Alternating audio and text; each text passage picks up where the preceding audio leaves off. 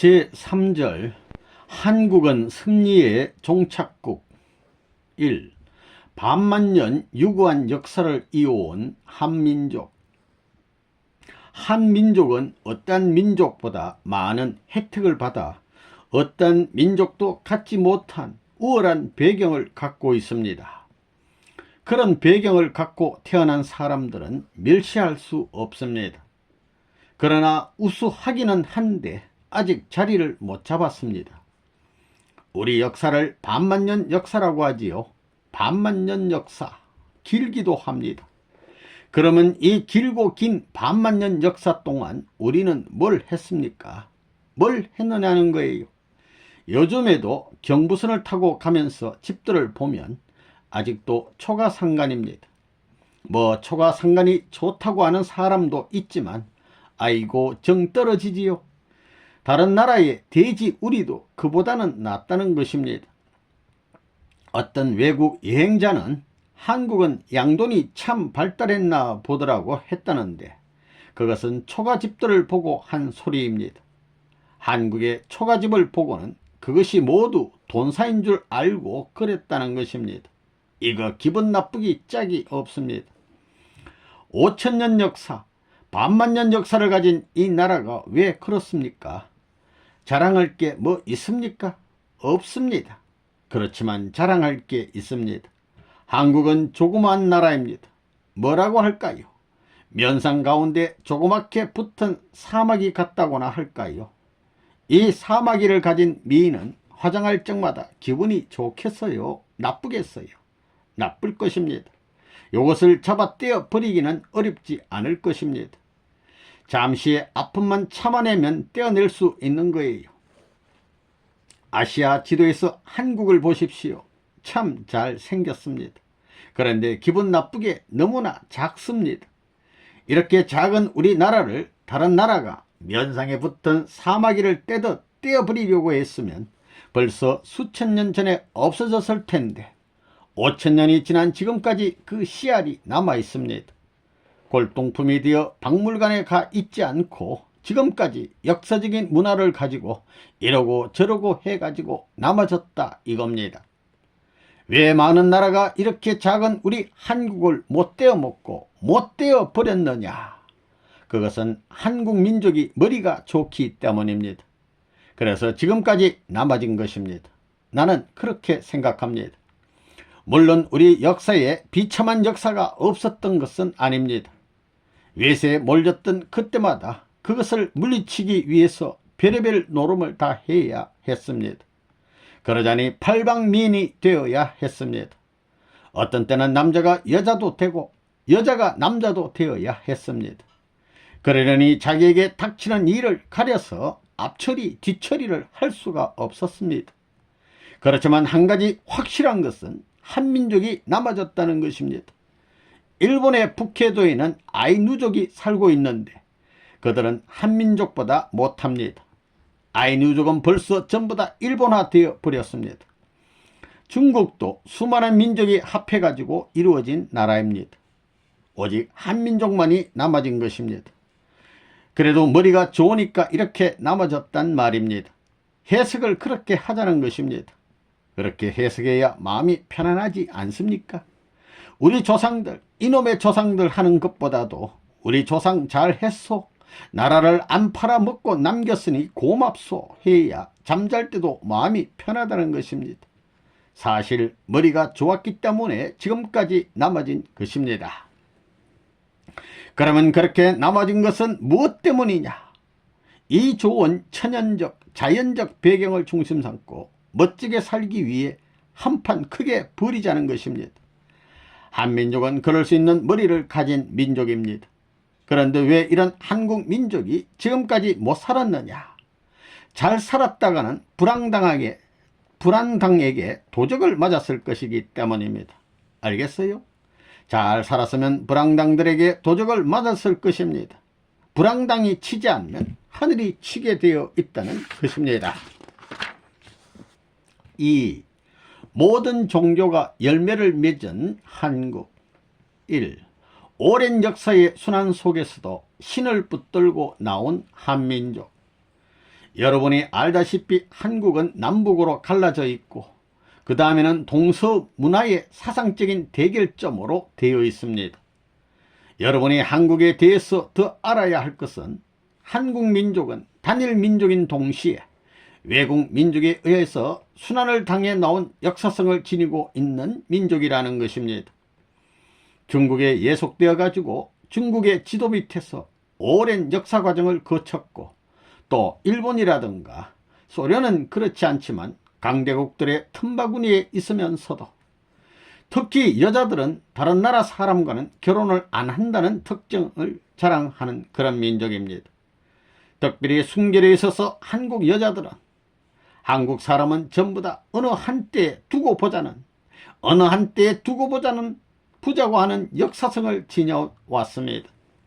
암만 약소 민족이지만 한때 너희들을 밟고 올라서겠다고 하는 민족성을 그러한 정신을 갖고 있다는 것입니다. 그게 다르다는 거예요. 그렇기 때문에 한국 사람들은 흔히 중국놈, 소련놈, 일본놈, 미국놈이라고 말하는 것입니다. 다른 나라 사람들에 대해서 그렇게 보고 나온다는 것입니다. 미국 사람을 미국놈이라고 하는 거예요. 또 우리의 오랜 역사를 두고 볼 때 유대민족도 물론 고생을 했지만 모든 강대국 가운데서 나라와 나라의 틈바구니에서 고생한 민족으로서 세계 대표가 아니냐. 역사를 두고 그러한 고통을 받아온 것은 자체가 잘못 해설하기보다도 강대국에 포위되어 있었기 때문입니다. 그러한 침략받은 입장에서 고통을 받아온 대표적인 국가라는 것입니다. 지금도 동서문화가 대치된 입장에서 고통을 받는 것은 한국 사람이 동기가 된 것이 아니라고요.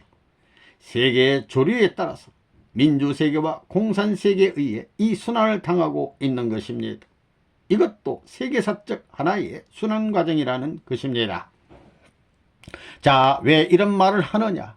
그런 시련 가운데서도 어떤 민족이 갖지 못한 하나의 특징을 갖고 있는데 그것이 무엇이냐면 고생 가운데 참으면서 순환 가운데 참아 나가면서 신에 대하여 하나님에 대하여 우리의 소원을 풀어 주시옵소서 하는 기도의 마음을 민족이 하나 되어 가지고 역사성을 통해서 계승해 나왔다는 사실입니다.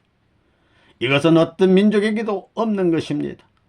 보통 민족 같으면 하나님이 있다면 왜 이렇게 고생을 시키느냐고 하며 자기들을 저주하는 하나님으로 볼 텐데 그 반대적 입장을 취했다는 것은 역사시대의 어떤 민족보다 다른 특수성을 지니고 있음을 입증하는 것입니다. 이 신앙심이 강한 민족, 역사적으로 볼 때 신앙심에 불타있는 민족은 어느 민족인고 하나님이란 말도 듣지 못하고 선지선열에 어떤 예언도 없었던 반만년의 역사를 지니고 온 한민족이 무엇인지 모르게 하늘에 대한 신앙심이 높다는 것을 나는 발견했습니다. 여러분이 뭐라 해도 좋아요. 나는 발견했습니다. 이 민족, 동반구의 손톱같이 조그만 이 나라가 지금까지 사조 시대를 거쳐 5천년의 역사, 반만년의 역사를 지니고 나왔다는 사실은 기적입니다. 한국 역사를 뒤져보십시오. 그토록 많은 침범을 받는 위험한 역사노정을 거쳐왔습니다. 먹었다간 뱉어버리고 뱉을 때는 살이 붙어 있지 않았습니다. 그러면서도 민족 정기로서 흐르는 그 무엇을 가지고 소망의 한날을 바라고 나왔습니다. 극동의 한반도를 움직여 나오던 소망의 민족정신, 이것이 있었기 때문에 지금까지 싸워 나온 것입니다. 이런 정신을 갖고 움직여 나온 민족에게 메시아가 오지 않겠어요? 나 보기에는 그래요. 여러분은 이것을 알아야 합니다. 또 정적인 면에서도 극동에서는 한국 사람 이상 정열적인 사람이 없습니다. 또 동방 예의지국이라 했습니다. 이 나라에 유교가 들어와서 흥했고 불교도 들어와서 흥했습니다. 기독교도 마찬가지입니다. 그러나 이제는 신의의 종교, 소망의 종교라고 주장하던 불교도 유교도 기독교도 그 사명을 다한 단계에 있습니다. 그렇지만 남아있는 것은 뭐냐? 민족 정신을 중심 삼아 가지고 세계 이념에 불탈 수 있는 숨은 정열이 마음에서 용솟음치고 있는 것입니다. 극동에 있어서 한국인은 신앙적인 견지로 보나 소망적인 견지로 보아도 어느 민족에 뒤지지 않습니다. 또 신앙적으로 볼 때 한국의 현아 기독교는 7, 80년의 짧은 역사를 갖고 있습니다. 그런데 이와 같이 짧은 선교의 역사를 갖고 있으면서도 신앙적으로 어느 국가에 지지 않고 세계 제1의 위치에 서 있습니다. 신앙 문제에 있어서는 세계 어느 민족에게 지지 않는 권위를 갖고 있다는 것을 알 수 있습니다. 내가 여러분을 위로하기 위해서 그런 것이 아니에요. 내가 유명한 곳을 다 다녀봤다고요. 스위스 같은 나라에 가보더라도, 아름답다는 곳에 가보더라도 그렇게 흥미가 있지 않다고요. 묘하게 생길지 않았다고요. 그렇지만 한국에서는 차를 타고 달려보게 된다면 이거 참 그야말로 미래의 공원지예요. 아름다운 봉우리들, 이것이 험하지 않고 어디든지 꼭대기에 아주 좋은 별장을 지을 수 있는 거예요. 이런 나라에서 태어난 한국 사람들은 특별히 머리가 좋을 것입니다. 머리가 좋고 마음이 맑을 것입니다. 이렇게 볼 때 한국 민족은 종교적인 민족에 가깝다는 거예요. 그렇기 때문에 이 나라에 있어서는 고려시대에는 불교라든가 이조시대에는 유교라든가 현 시대에 와서는 기독교가 이 아시아 지역 어떤 곳에서도 이루지 못했던 그런 결실을 이루어서 국가적 영향을 미쳐나온 문화적 배경도 우리가 아는 사실입니다. 이렇게 볼 때 한국 민족은 이런 아름다운 자연적인 혜택을 받은 이런 꽃내에서 태어났기 때문에 그와 마찬가지로 사람들도 머리가 좋고 마음이 맑다는 거예요. 그렇기 때문에 종교적 민족에 가깝다, 이렇게 보는 거예요. 그러한 사람들이 만약에 하나님과 하나 되는 날에는 이 민족을 중심 삼고 세계에 새로운 일이 이루어질 것이다, 이렇게 생각하고 있습니다. 우리 민족은 지금까지 수천 년의 역사를 거쳐오는 동안 갖가지 도를 중심 삼고 나온 민족이기 때문에 도를 중심 삼은 민족성을 잠재적으로 지니고 있습니다. 이 민족처럼 시향심이 강한 민족이 없습니다.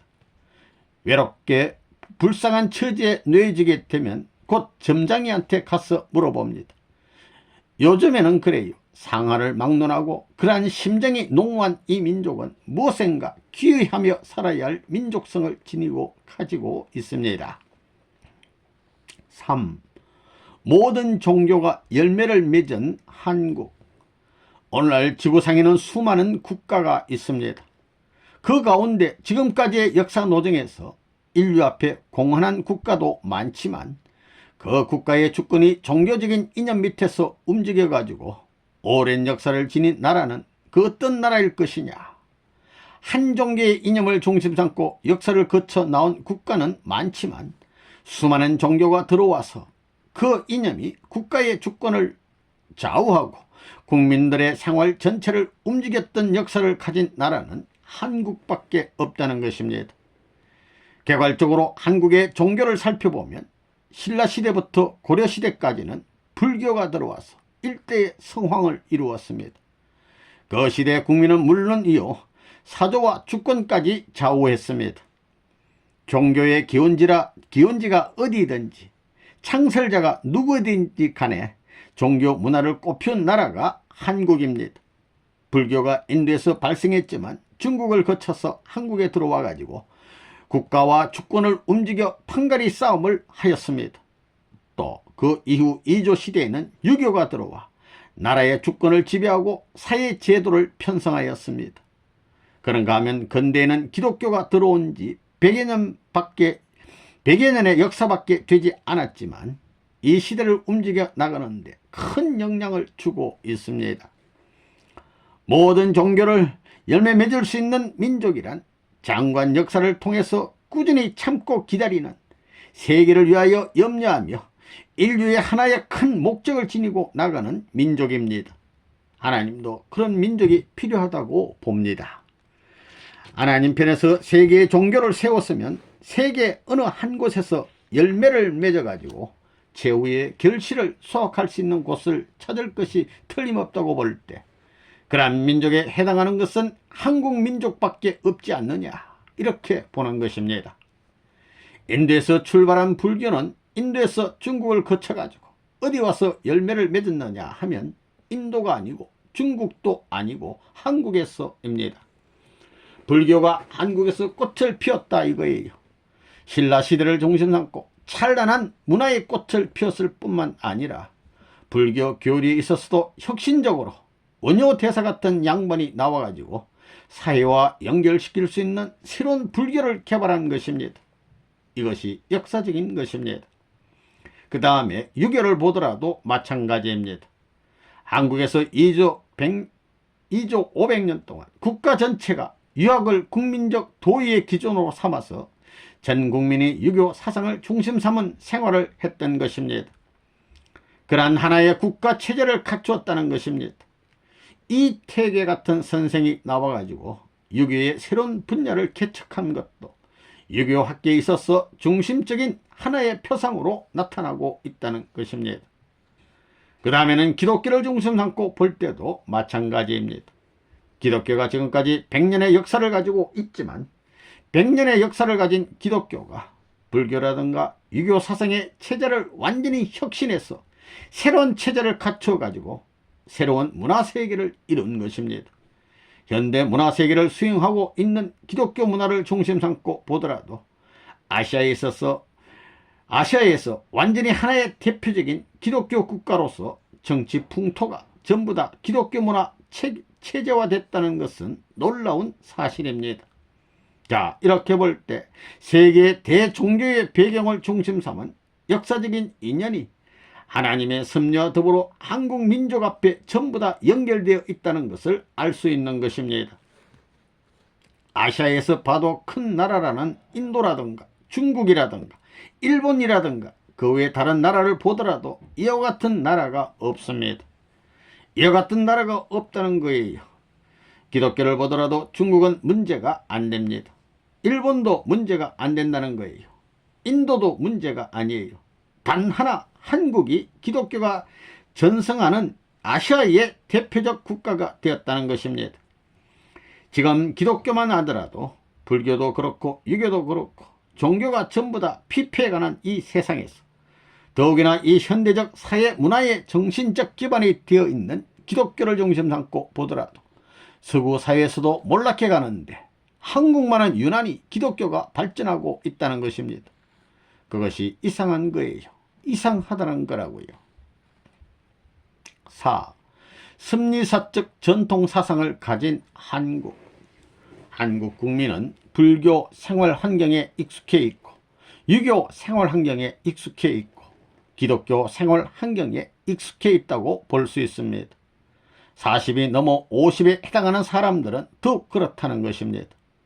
불교라든가 유교라든가 그 다음에는 그 이후 기독교의 생활, 이 3대 종교 생활에 익숙할 수 있는 환경적 여건에서 살아왔다는 것입니다. 민족의 역사나 혹은 세계의 역사를 두고 볼 때 하나님의 섭리를 중심 삼은 국가에서 공적으로 세계를 위해서 종교적인 면에서 혹은 도의적인 면에서 세계를 대표해 역사적인 순환길을 가는 사람은 하늘로부터 세계적 축복을 받아야 된다는 것이 우리 원리의 가르침과 통합니다. 그러면 그 주체 사상이 뭐냐? 세계를 하나 만드는 사상이요, 평화의 사상이에요. 그렇게 된 것은 이 사상을 이어주기 위한 하늘의 작전이었다고 하는 결론을 내릴 수 있는 것입니다. 그건 뭐냐면 종교를 통일해야 되고 그 다음에는 내적인 기준을 통일한 후에는 외적인 기준을 하나 만들어야 된다는 것입니다. 그것은 평화를 위해서입니다. 평화를 위해서 정치 목적은 평화를 이루어야 된다는 것입니다. 왜 그러냐? 강대국으로부터 역사시대에 900여 회 이상 930회인가를 침략당했다는 이 사실을 볼 때 이건 안 되겠다는 것입니다. 한국 민족의 평화 사상을 들고 나올 수 있는 역사적인 대표 민족이 될 수 있는 이런 전통의 내용이 숨겨져 있었다는 사실을 누구도 생각하지 않는다는 것입니다. 자, 그러면 통일을 하는 데는 어떻게 해야 되느냐? 어떻게 하나 되어서 평화의 세계를 얻을 것이냐. 하나님을 중심 삼고 통일해야 되고 평화를 이룩해야 되겠다는 것입니다. 하나님을 중심 삼고 볼 때에도 하나님의 소원은 인류를 하나 만드는 것과 평화롭게 만드는 것, 이 두 가지라는 것입니다. 마찬가지라는 거예요. 그러니까 섭리의 뜻 앞에 역사적인 종말 시대에 있어서 이 모든 것을 대체할 수 있는 민족적 정계를 지녀온 특수민족이라는 결론이 나왔다는 것입니다. 그렇기 때문에 종교를 중심 삼고 볼 때 종교를 하나 만들 수 있는 사상이 필요하다. 그 다음에는 평화의 세계를 만들 수 있는 사랑이 필요하다. 이렇게 두 가지 결론이 나온다는 것입니다. 하나님이 계시다면 그렇게 생각한다는 거예요. 이런 관점에서 오늘날 통일 원리가 이 나라를 배경으로 해서 나오지 않으면 안 될 역사적인 전통의 사상이 근거가 되어 있다는 사실을 우리는 알아야 되겠습니다. 그래서 기독교를 하나 만드는 것은 물론 종교계를 하나 만들고 세계를 평화의 세계로 하나 만들기 위해서 하나님의 사랑을 주장할 수 있는 이 원리가 필연적인 전통을 따라서 나왔다는 결론은 타당한 결론이다 하는 것을 여러분은 확실히 알아야 되겠습니다. 3. 한국은 섭리의 종착국. 1. 한국은 민주화 공산이 대처한 대표국. 하나님이 볼 때 한국은 신앙의 종착점이라고 할 수 있는 관을 우리는 여기에서 엿볼 수 있는 것입니다. 그 말은 뭐냐면 한국은 섭리가 종착할 수 있는 정착국이 되어야 된다는 거예요. 그래서 새로운 지상 천국으로 출범해야 된다는 거예요. 인류 역사는 결국 하나님의 섭리의 관과 일치되어야 하기 때문에 인류 역사의 종착점도 하나님의 섭리 역사의 종착점과 일치되어야 되는 것입니다. 그렇기 때문에 온 인류의 소망의 기지도 이상적 종착 국가도 한국이요. 또 인류가 정착할 수 있는 이상적 지상천국의 기지도 한국이라는 것입니다. 그래야만 하나님과 인간의 이상이 일치되어 모든 섭리가 종결되고 역사적 희망이 종착됨으로 말미암아 거기서부터 새로운 천국 계문이 벌어진다는 것입니다. 그런데 거기까지 가지 못한 지금에 있어서 한국은 남북으로 갈라져 있고 동서로 갈라져 있는 입장에 있다는 것입니다. 세계로 보면 동서의 격차, 동서 문화의 분립 문제, 그 다음에는 남북의 빈부 격차 문제와 오색 인종의 불화 문제가 온 세계의 종결적인 환란이요 난 문제로 등장했다는 것입니다. 사탄과 하늘편을 보게 될 때 사탄은 위에 있게 됐다는 것입니다. 타락함으로 말미암아 그렇기 때문에 세계적 사상은 사탄 편의 사상인 유물사관을 중심 삼고는 북쪽, 유심 사상을 중심 삼고 동생 자리에 아벨이 남쪽에 이렇게 되었다는 것입니다. 이렇게 볼 때 한국이 세계적으로 공산주의와 민주주의가 대체한 대표국이요. 종적으로 볼 때 단 하나 남은 최후의 국가라는 것입니다. 이것은 한국만의 싸움이 아닙니다. 모스크바와 워싱턴의 싸움이라는 것입니다. 이 서구 문명의 최후의 종착점, 종교를 숭상하는 나라는 물질적인 것을 전부 다 버리는 것입니다. 그래서 역사시대의 신을 숭배하는 나라는 못 사는 나라입니다. 지금도 대만 같은 나라의 토착민들을 보면 전부 다 뭘 했느냐, 그저 바나나나 따먹고 춤을 추면서 자기들 나름대로 신을 숭배하고 있습니다. 이처럼 종교를 믿는 사람들은 대개 자기를 희생하고 개인의 인격 완성을 위해서 노력하고 있습니다. 종교를 중심 삼고는 물질을 버리는 것입니다. 동양과 서양을 두고 볼 때 어느 쪽이 정신적인 문화가 더 깊이 발전할 수 있느냐? 동양입니다. 무엇 때문에 그렇다고 할 수 있느냐? 동양이 서양보다 못 살기 때문입니다. 문화 창건은 어디가 먼저 했느냐? 동양이 먼저 했습니다. 문화의 창조가 동양에서 먼저 시작되었는데 왜 서양이 더 잘 사느냐? 동양의 사상은 물질 세계에 접근한 것이 아니라 영적인 세계, 정신 세계에 접근한 것입니다. 그러다 보니 물질은 다 정리해서 내버렸다는 것입니다. 그렇게 내버린 것을 누가 가져갔느냐? 도둑놈들이 다 가져갔습니다. 여러분, 영국 같은 나라는 어떤 사람들이 모여서 이룬 나라입니까?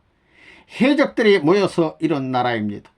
그렇지만 하나님의 섭리상 그렇게 해서라도 관리해야 할 필요성이 있기 때문에 그들에게 그 나라를 맡기시어 발전시켜 나오게 하신 것입니다. 그러므로 이제 물질 문명은 어디로 가야 되느냐? 서구 진영에서 시작했는데 다시 서구로 들어가면 세계는 망한다는 것입니다. 서구 문명은 하나님이고 뭐고 없습니다. 그러면 서구 문명의 최후의 종착점은 어디라야 되느냐? 물질은 정신 앞에 완전히 굴복해야 됩니다. 몸뚱이는 마음 앞에 완전히 굴복해야 되는 것입니다. 동서의 문화를 두고 볼 때도 정신문화권인 동양이 그 좌표를 중심 삼고 정자해서 자리 잡는 날에는 서구 문명은 거기에 완전히 굴복해야 됩니다. 20세기 후반기에서 21세기로 넘어가는 때는 서구 사람들이 아시아의 정신 문명을 몰라가지고는 사람 취급 못 받을 때가 온다는 것입니다.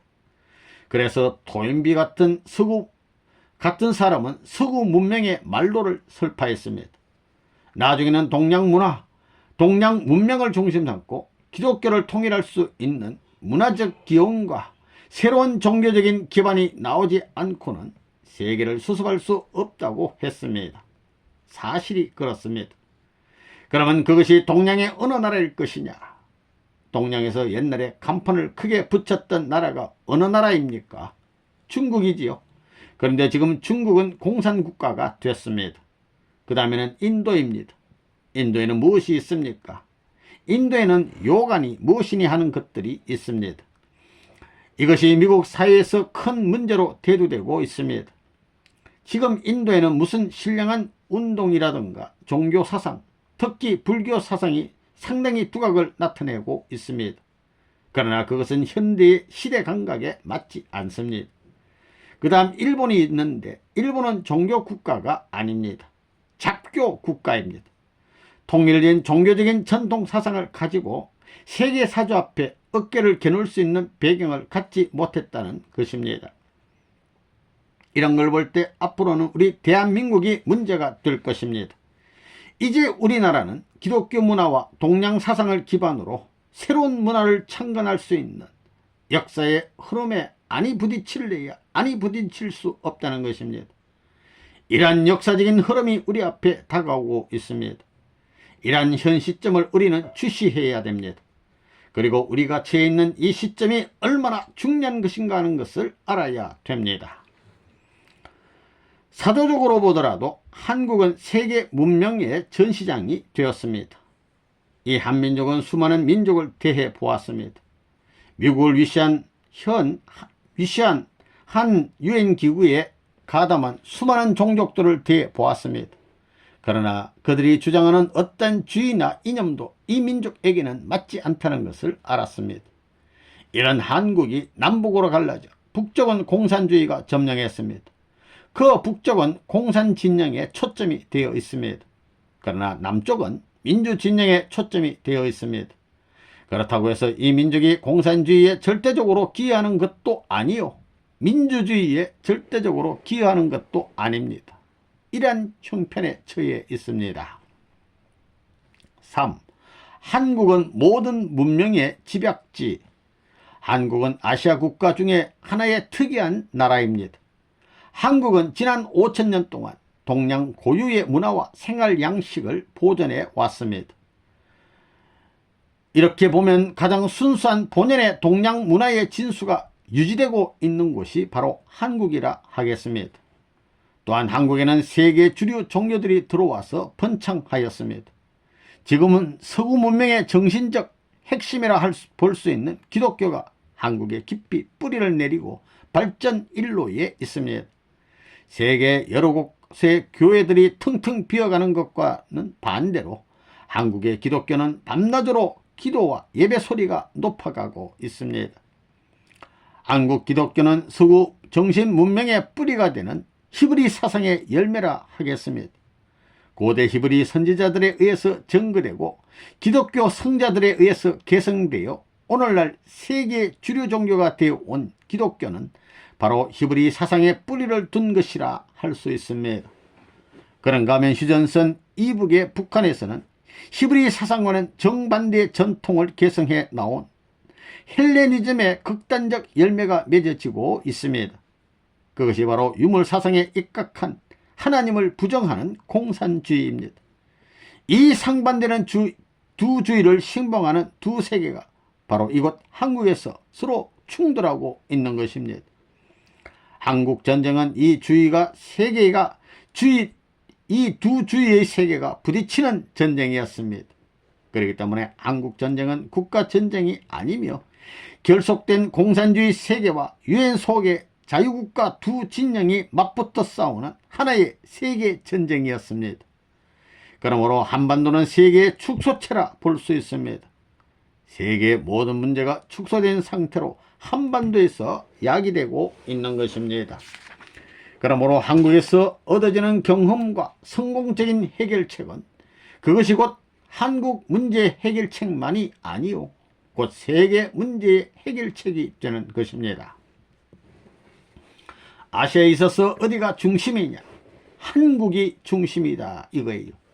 그렇기 때문에 우리 한국 문제가 세계적인 문제로 등장되었다 이거예요. 아시아에 있어서도 제일 문제의 민족이 한민족입니다. 한국 민족은 요리할 수 없다고 본다고요. 그리고 머리가 좋고 조직적인 정보 사업에 아주 예리하고 말이에요. 그리고 근세에 들어와 가지고 아시아에 있어서 싸움은 한국 때문에 전부 다 한다는 거예요.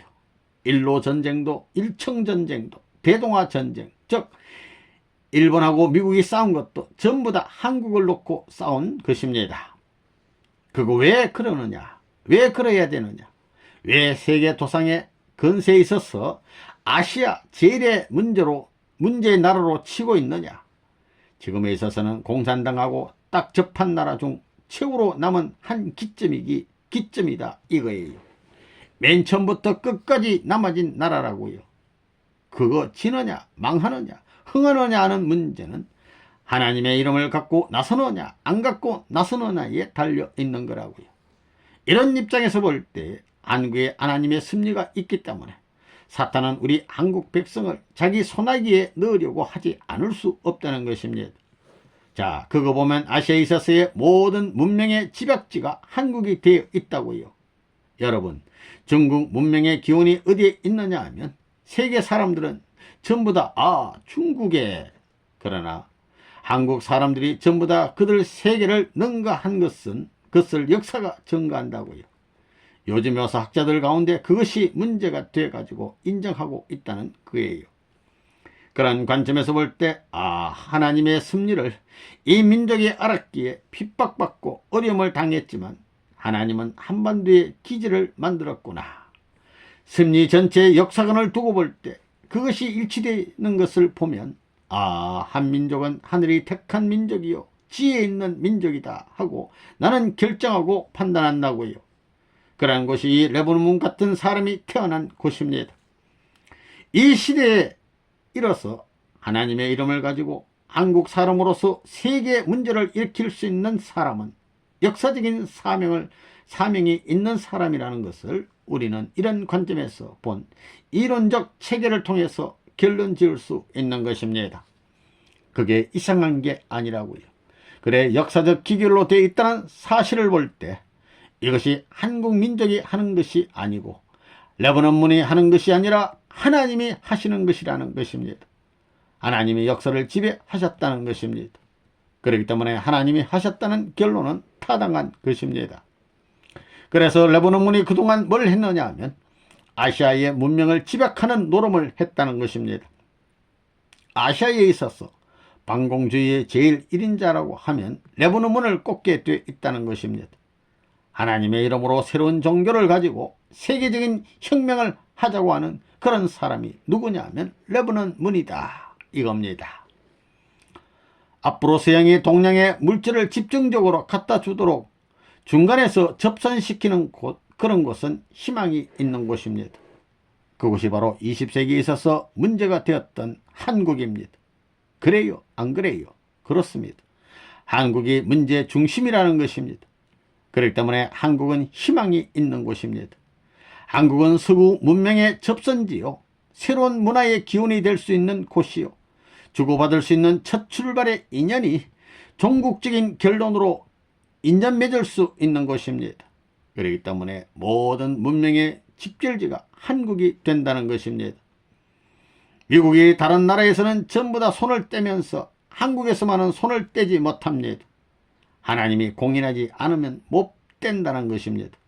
통일교회가 자리를 잡을 때까지 손을 떼지 못한다는 것입니다. 무슨 말인지 알겠습니까? 한국은 동서문화가 교류되는 첨단 지역이요, 사상적인 접선 지역이요, 새로운 이상세계를 창조할 수 있는 출발 기점입니다. 4. 한반도를 중심 삼은 세계적 통일 문화권의 형성. 주이시 피플이 유대인이 한국과 다른 것이 주이시 피플한테는 이런 세계적 사상이 나오지 않았다는 것입니다. 이게 문제예요. 유대교에는 그런 역사적 배경이 없다는 거예요. 아시아 종교 문화권을 중심 삼고 통합한 데는 한국밖에 없다는 거예요. 섭리적으로 볼 때 예수가 죽지 않았다면 유대 나라를 중심 삼고 인도와 중국 문화를 중심 삼고 통일을 할 것이었습니다. 인도 문명을 대표해 한국에 연결됐던 것이 불교이고, 그 다음에는 중국 문화를 대표한 것이 결국은 유교예요.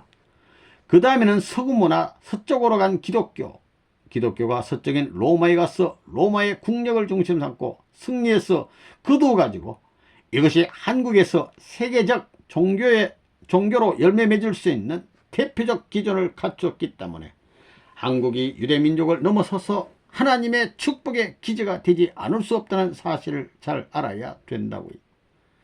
인도의 열매가 불교인데 그것이 한국에 심어졌고, 중국의 유교가 한국에 심어졌고, 예수님 때 하려 했던 문화의 통일이 기독교가 한국에 심어져 가지고 여기에서 이루어지는 것입니다. 알겠어요? 예수님 때 그러한 문화권을 중심 삼고 기독교가 세계 통일을 못했으니 2000년이 흘러 한 바퀴 거꾸로 돌아와 가지고 동양의 한 기지를 찾아서 한국에서 불교 문화 통일, 유교 문화 통일, 기독교 문화 통일을 이루어 가지고 새로운 통일 세계로 등장하는 것이 섭리적으로 볼 때 불가피한 귀결입니다. 우리나라 역사에는 그런 것이 없기 때문에 유대나라도 한국을 따라가야, 유대나라 역사에는 그런 것이 없기 때문에 유대나라도 한국을 따라가야 되는 것입니다. 유대나라에는 이런 것이 없기 때문에 세계적 재림주가 안 오고 세계를 리드할 수 있는 사람이 못 나오는 것입니다. 로마 교황청을 중심 잡고 서구 사이의 통일 세계를 만들었으나 다 깨뜨려 버렸거든요.